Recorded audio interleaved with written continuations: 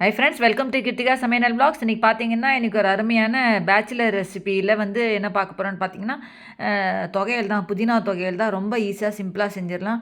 இது ரொம்ப ஈஸி. இப்போ வாங்க எப்படி செய்யலான்றது வீடியோக்குள்ளே போயிடலாம்.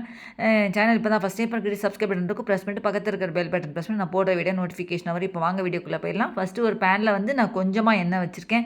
இதில் பார்த்தீங்கன்னா 4 ஸ்பூன் உளுத்தம்பருப்பு இதில் சேர்த்துக்கோங்க. மிளகாய் வத்தல் ஒரு 4 மிளகாய் வத்தல் சேர்த்துருக்கேன். நீங்கள் காரம் கூட குறைய சேர்த்துக்கலாம். இப்போ கடலப்பருப்பு பார்த்தீங்கன்னா ஒரு 3 ஸ்பூன் கடலப்பருப்பு சேர்த்துருக்கேன். இது நான் முதலே சொன்ன மாதிரி ரொம்ப ஈஸியாக சிம்பிளாக செஞ்சிடலாம்.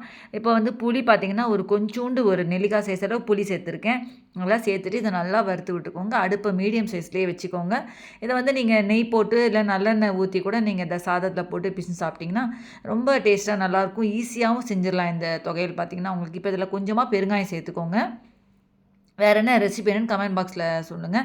இப்போ நான் இன்றைக்கி புதினா பார்த்தீங்கன்னா ஒரு கட்டு புதினா எடுத்து வச்சுருக்கேன். இப்போ அந்த புதினா இதில் சேர்த்துக்கலாம். உங்களுக்கு நீங்கள் புதினா நீங்கள் நைட்டே கூட நீங்கள் அதை நல்லா எல்லாத்தையும் இலையெல்லாம் எடுத்துகிட்டு ஃப்ரிட்ஜில் வச்சுட்டு மறுநாள் காலையில் கூட இப்படி ஈஸியாக நீங்கள் செஞ்சிடலாம். இப்போ இதை நல்லா அதை வதக்கிட்டுக்கோங்க. இந்த மிக்சியில் பார்த்தீங்கன்னா உளுத்தம்பருப்பு, கடலைப்பருப்பு, அப்புறம் பெருங்காயம், புளி சேர்த்துருக்கேன். இப்போ இதில் கொஞ்சமாக இது தகுந்த மாதிரி உப்பு சேர்த்துக்கோங்க. புதினா சேர்த்துருக்கேன். சேர்த்துட்டு இப்போ கொஞ்சமாக இதில் தண்ணி ஊற்றிக்கோங்க.